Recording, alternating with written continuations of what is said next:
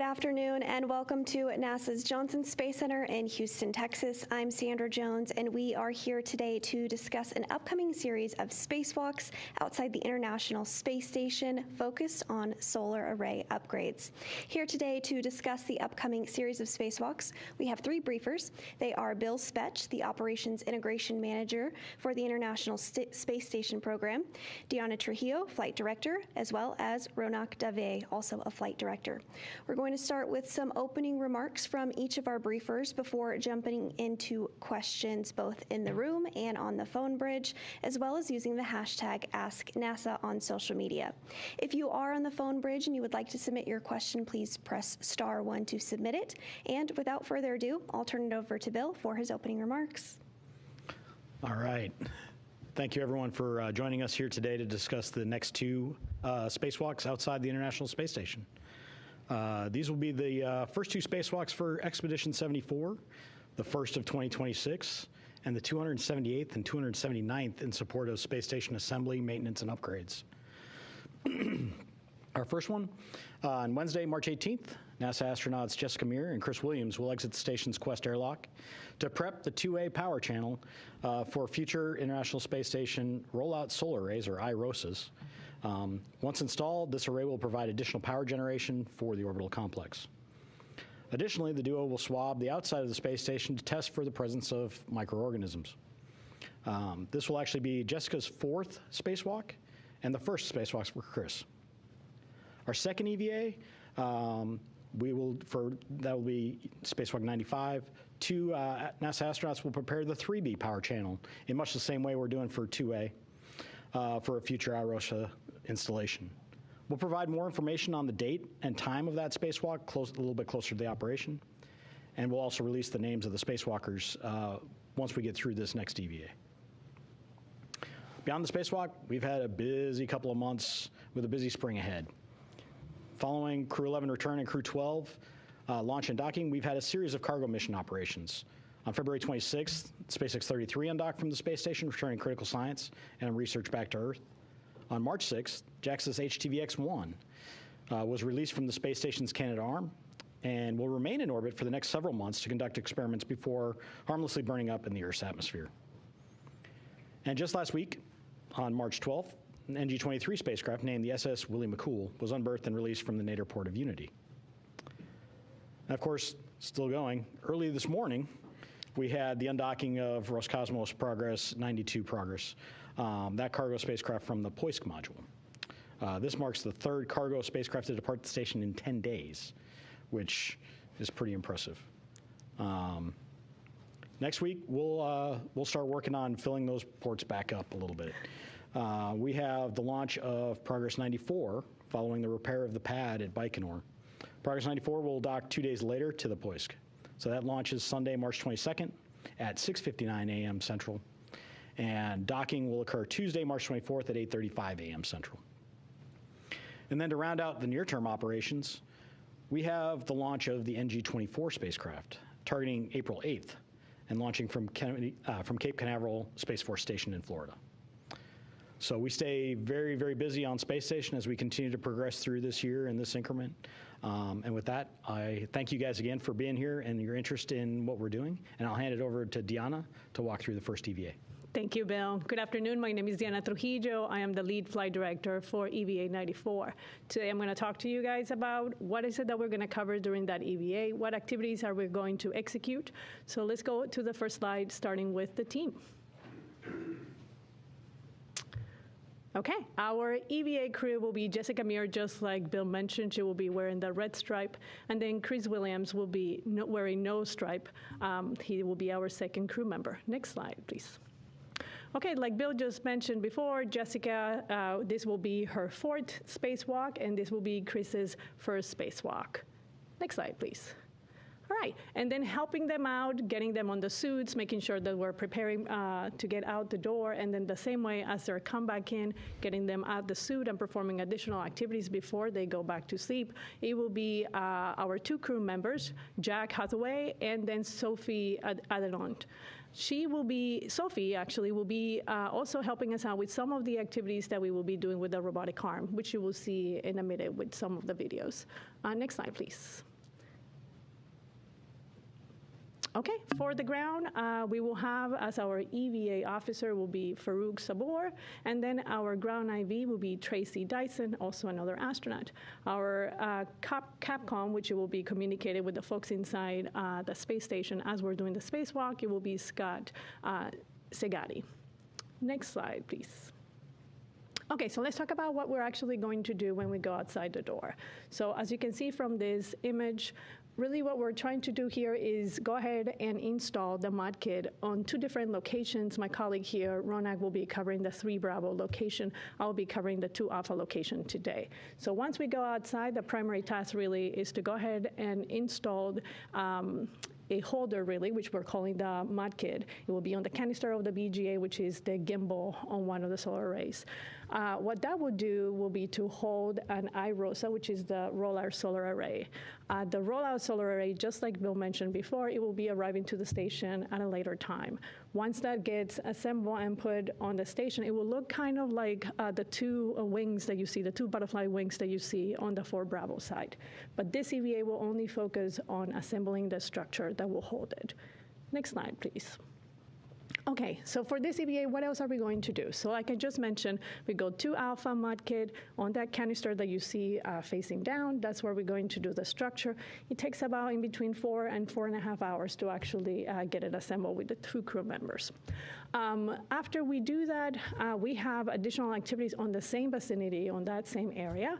So one of them will be a DDCU jumper, which is to give us redundancy on the power system. That would be Jessica going into the DDCU jumper. You see an arrow or a line there facing, really what it's doing is it's pointing to the face that's inside the page, where she will be going.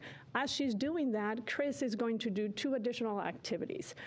Chris is going to go to the race ring on the solar array, so the rotatory aspect or the mechanism for the solar array. He's going to go in there, take a picture to see what the current state of that is. Granted, the solar array itself is parked, so when Chris gets close to it, he's just going to see 1 sliver of that location so that we can take a snapshot of the current state. After he finishes that, he will come back to where you see the 2 astronauts in this animation. In that area, there are several boxes that Chris is going to remove the torque. So he's going to release the torque and then re-torque it, but at a lower value. The intent here is that it will allow us to, in the future, do robotic operations if we wanted to move any of those boxes. Right now, the torque that we currently have in is higher than what the capability of our robotic arm, so we just want to reduce it. After all of that is done, the crew will start packing up, and then we will head back to the airlock area where we will be doing 2 additional activities. One of those will be by Chris. If you could go to the prior slide. One of those activities will be done by Chris. He is looking at the microorganisms. Thank you. Yeah, so Chris will be doing the microorganisms, and Jessica, on the way back to the airlock, will stop and take care of a cover to one of the cameras that is on the robotic arm. So you'll see it on the video, but when the robotic arm gets closer to it, it has a camera kind of on the elbow area. Jessica is going to put a cover to it. It will be evident on the video when we go through it. Next slide, please. Okay. So let's talk about what we're going to do on the 2 Alpha mod kit when we get out there. So currently today, we have the triangle shape that you can see in this diagram, and then one of the lower struts, one of the lower rods. The ones that we're going to install is the red, blue, and green one. So that's the focus of this EVA. The prior parts of that bot kit were installed on the prior EVA that we did back with and in a few, I think it was last year, actually. Next slide, please. Okay, awesome. So what are we going to do with the microorganisms once we get to it? So once Chris gets closer to the area of the microorganisms, we're going to take about 5 samples. Samples that areas where we're going to take samples is one of them is on the glove, is one of those areas. The other area is really on the thermal cover, on the hatch area of the airlock. And then the other side is right at the rim of the airlock itself. So those are the key areas you're going to see Chris taking samples on. The beautiful part about the microorganisms is that the location is in the airlock, really, so we're just going to come back home and then just do the swaps there. Let's see. So with that is all the slides that I have for you today. Let's go ahead and cue up the video so I can walk folks through it. Okay, awesome. So like I was mentioning before, once the hatch open, we're going to have Jessica coming out. First, she gets the strut bag, which is an 8-foot long bag, and then she gets the cable bag. Then Chris comes out. After they're both outside, Jessica will be the first one that will start translation to the P4 area where the mod kit is located. So you'll see it here on the animation. She starts moving through the truss all the way, there goes Jessica, all the way down to the mod kit. At the same time, Chris is going to do a quick stop, get a WIFX, which is an equipment that will give him more distance once he gets into the foot restraint, so he can reach to the mod kit itself. And so here goes Chris. Okay, great. Once they get there, they're going to cinch down the bags, and then they begin the installation. So they start with the mid strut, and then Jessica gets the other side, the left mid strut and the lower strut, hands it to Chris, who's already on the foot restraint. Then Jessica goes around, and Chris will then be turned so that he can be facing on the other side of the canister, where he will start now working with Jessica to put the mid struts themselves.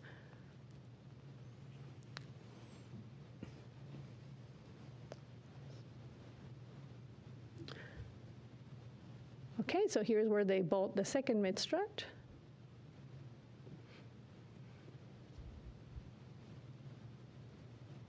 Okay, and after that, the whole assembly of the mod kit is now completed with the cables that will be required for later on. And as I was mentioning, after that's completed, Jessica is going to go down on one side of the area where they were, put the DDCU jumpers, while Chris is moving now to the race ring, as I mentioned before, to take a snapshot of the current state. So here he goes. He takes a few pictures for us to understand the state. And then he comes back. Once he comes back to the same location where we had cinched down the 2 bags, he will begin now the torque reset, like I mentioned before. So open the cable bag, get the tool that he needs, and then he begins the torque resets for several of the boxes that you see here. And once that is completed, Chris is coming back to the airlock. Like I had mentioned before, here's where he starts doing the microorganisms. So you can see that he has the canisters on his side. He brings in the tool, he does the swabbing, and then he puts it back into the tool. At the moment he puts it on the tool, he locks in the sample, and so he goes for the next sample. There is 5 samples that we're going to do for a total of, there's 7 samples that we're going to go do. The minimum number for our activity this go around is 5 samples. So in this specific view, you'll see him going back inside the airlock to do 2 of the swaps that he has on his SCU. In the meantime, Jessica now has made it to a location on the truss where the robotic arm gets closer to her. She puts the cover on the camera itself for the robotic arm, and then the robotic arm moves out of the way, and she makes it back to the airlock. Okay, and here you see Jessica putting the cable back inside, and then back inside the airlock for the end of our EVA. And that will conclude EVA 94. Now, let me go ahead and then hand it over to Ronak, who will cover EVA 95. Thank you, Deanna. Good afternoon, everyone. Thank you for being here. Yeah, we'll get started. Let's go ahead and pull up the graphics for EVA 95. My name is Ronak Dave, and I'll be the lead flight director for that EVA. So again, big picture, our job will be to go install the modification kit that the structure required for the rollout solar arrays on the 3 Bravo power channel. We do have some additional get-ahead tests that are noted on the chart here. We'll be doing some torque reset ourselves potentially, and then also preparing a pump module to just get into a better config if we were to ever need it. One thing to also note on here that we'll see in the video that's not explicitly listed as a task is we're actually going to set up the work site for the 3 Bravo power channel for the actual install of the IRO. So those are really long EVAs, so we're going to do some get ahead to prepare the work area for the next crew to come out to ensure that we're keeping time on that EVA. So similarly, you'll see our work sites here mainly are going to be the 3 Bravo, the far furthest most starboard side of the station. We'll be going to the S6 truss segment and working on that beta gimbal assembly. And then if we get to our get-aheads, we'll be closer inboard at the 1 alpha integrated equipment assembly area where we would do our torque reset, and then similarly on a support platform in that area to prepare a pump module. Next chart. So this is a better picture. We're looking at port 6, but to give you, again, some more insight onto the equipment and how it fits together. So Diana had some great imagery of building up the modification kit, and this kind of shows us how eventually we'll install the actual rollout solar array to that structure where those cables will come into play for the installation EVAs when we get there. Next chart, please.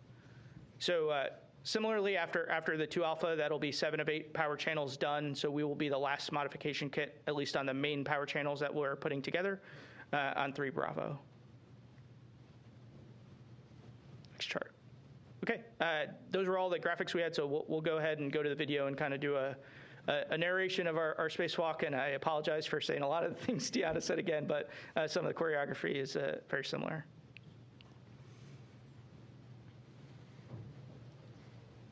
So similarly for us, we'll have EV1 egress out of the airlock first. They'll get handed out the strut bag, which is a fairly substantial bag. It's about 8 feet long, along with the cable bag. Once EV2 egresses, they'll be handed the cable bag. And then EV1 will start heading out towards the starboard 6 location. This is pretty far, so they actually end up setting up safety tethers for both crew members and what we call slingshot to get both the crew members as far outboard as we do. Similarly, EV2 will be making a pit stop to pick up what we call a WIFX, a worksite interface extension piece of hardware. They'll then install that at our worksite along with the APFR, the portable foot restraint, to get into a position to be able to install the hardware. In that time, EV1 will be putting together the upper triangle that you saw assembled on 2 alpha. We will be actually building out at the worksite. So EV1 will go ahead and assemble that full upper triangle at that integrated equipment assembly. And once that assembly is complete, they'll hand that upper triangle up to EV2 to actually snap into the canister of the BGA. Once that upper triangle is assembled, we start into the struts. So we'll first fasten down that upper triangle, and then we'll, similarly to 2 alpha, start building out the right strut and the left strut. So that'll first get handed up to the APFR, the foot restraint crew member, while the bottom spherical bolts are driven by EV1.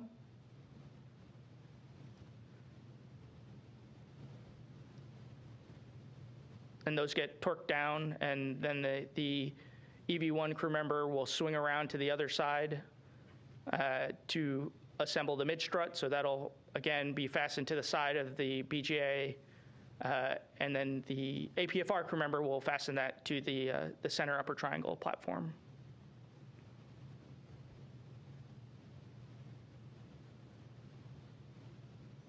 Once those are complete, the free-floating EV1 crew member will go grab the second, in this case the left strut, again fly over to the other side of the BGA, and we'll get those installed in a very similar fashion to the right strut.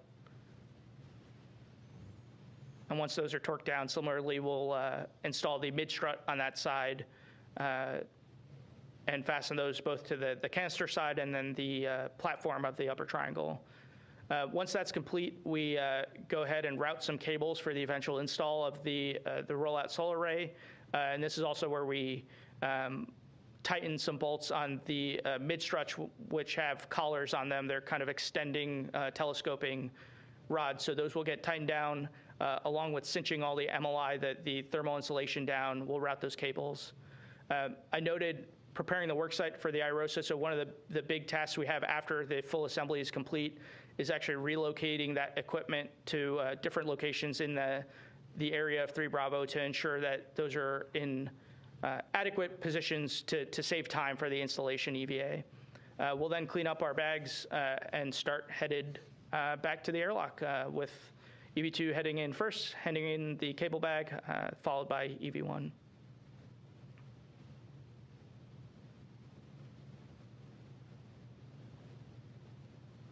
So that's all I had for you. Again, thank you guys so much for being here, and look forward to your questions. Great, and thank you to our briefers for those opening remarks. We will now start with some questions in the room and on the phone bridge as well as social media. Again, if you're on our phone bridge, you can press *1 to submit your name into the queue. If you do find your question has already been asked, simply press *2 to withdraw it. And on social media, use the hashtag #AskNASA to submit a question. Looks like we do have a question here in the room. Mark? Thank you. Mark Carreau with Aviation Week and Space Technology. My question is about the launch of the two IROSAs.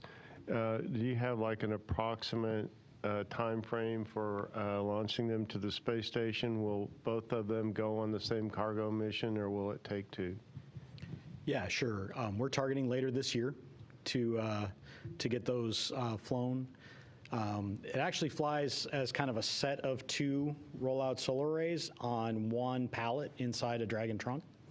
So they stack one on top of each other, and they fly that way. So we'll have two of them show up at once. So we'll be able to do both the 2 Alpha and the 3 Bravo then, once they arrive. The spacewalks that would follow, will that possibly be done this year, or you'll just have to see? Could go into next year. No, we'll do them when the arrays arrive. So whenever the IROSAs arrive on orbit is when we will go do those EVAs. We don't want to leave them sitting up there for a long period of time, uninstalled and rolled up. So we try to minimize the time that we have them there.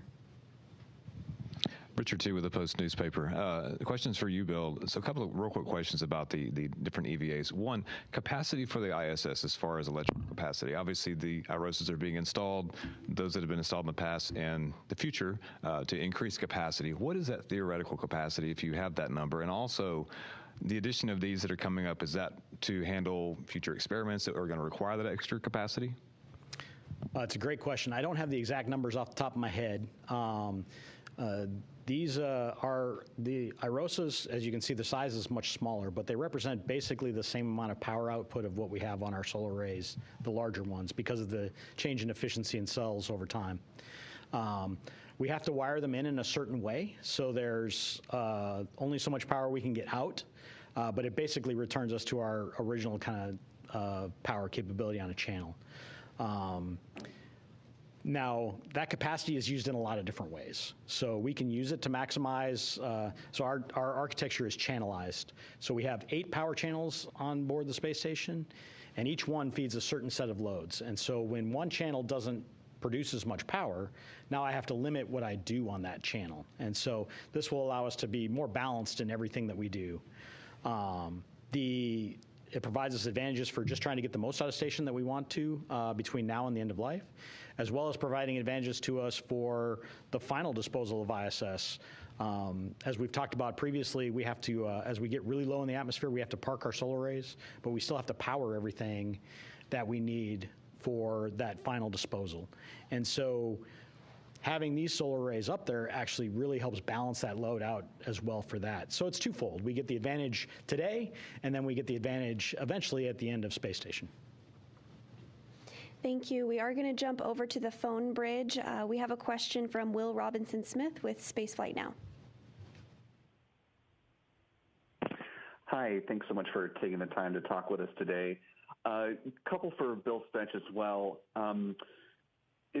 Jumping off of the power augmentation question that was just asked, with Congress intending to extend station life out to 2032 at this point, obviously that legislation is still working its way through the Hill, but would this additional 2 IROSAs be enough to extend the station life to that extra 2 years, or do you imagine there may need to be additional power augmentation later down the road? And then secondly, as far as upcoming vehicles heading to the station, is NASA still protecting for the possibility of Starliner 1, the cargo version, flying sometime in April, or has that been adjusted? Thanks. So to your first one, it's not appropriate for us to comment on pending legislation. So from that aspect, I'm gonna stay away from that. We know how to address power on the ISS regardless, and we manage within the capabilities that we have. We have a lot of opportunities to throttle that if we need to for whatever situation we get into. On the question on Starliner, as the administrator said, we're still working through the corrective actions that came out of our investigation team, and we're going to fly that flight when we're ready to go fly it. So. Thank you. We do have another question on the phone bridge. This is from Bill Harwood with CBS News. Hey, Bill. Just following up on Will Robinson-Smith's question, and I'm trying to think of a way to ask this that you'll be comfortable answering. Regardless of what happens in legislation or political down the road, regardless of that, I remember talking to Mike Suffredini many years ago about certifying the station to get it to 2030 and all the things that had to be done to verify the vehicle would be good for that. Will some sort of analysis be required if you get direction to extend the life of the station? Anything you can tell me about that? Thanks. Oh, yeah. Now, we definitely have to do analytical work to go extend the station. There are a lot of factors that play into that. We look at one of the major life contributors to the station is actually just the orbital cycling of the thermal loads on the structure. So as you can imagine, as you work a metal back and forth in a structure, it fatigues over time, right? And so we've designed the station to handle all those thermal loads, but it does have a finite life at some point in time. Now, where does that end up being? We do analysis. We actually have analysis that goes and looks at the extension, and we're informed by analysis that we do of the events that we've seen so far. And because we try to be conservative in all the things that we do in our look forward so that we're not caught off guard by something. And then when things go better, or we use less load for events, we don't have the worst case docking scenario or the worst case maneuver scenario, then we get to take advantage of that. And so we have two programs that kind of run in parallel with that from an analysis standpoint. So yes, it does take us analysis to go look beyond 2030, and we have the means to go do that. Great. We are getting a couple of questions on social media. As a reminder, you can submit yours using the hashtag AskNASA. This first one comes from Copacetic on Instagram, who wants to know, how long does it take to plan a spacewalk, and what factors do you consider during planning? You want to take it? Yeah, that sounds good. All right, I will take that question, and then I will also pass on to Ronak, who can add to it. How long does it take to plan a spacewalk? I think that a few things that we take into consideration. One of them is we go ahead and dry run the activity itself on the NBL, which is one of our pools that we have nearby, where we have the space station submerged as a mock-up itself. We go through all the execution of all the steps of that activity to make sure that we have not only done it effectively, but also efficiently, given the fact that we're going to have the crew members outside. In addition to that, there's a lot of preparation that we take to make sure that the procedures are correctly done. Plan A, Plan B, the creep sheets, which is what we call it when we go into any of the troubleshootings that we need to do, which ones are the areas that we might be concerned of, so we can also write plans for that and be ready for the nominal case, and then also be ready for the unnominal cases as well. And also, in addition to that, we talk to the crew leading into the EVA. It's about 2 weeks or so that we start the preparation with them on board. The preparation on the ground starts earlier than that.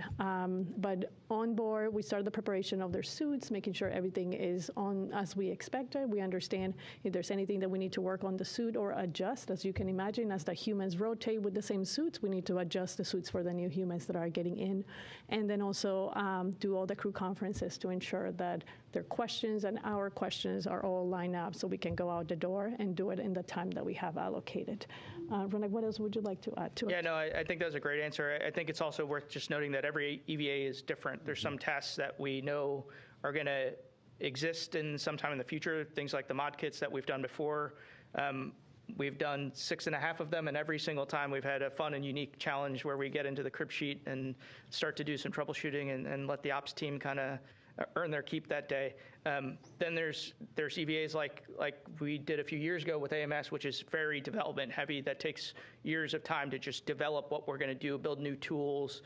So the timelines of all of those are really flexible and are driven by what objectives we're trying to accomplish outside.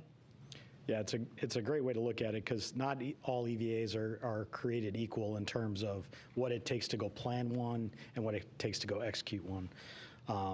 We've done a lot of work ahead of time on what we call the contingency EVAs that we have planned for the big ones that we have to go do. If we have a major failure outside of ISS and we have to get out the door quickly to go fix that, we can get out the door very quickly to go resolve one of those.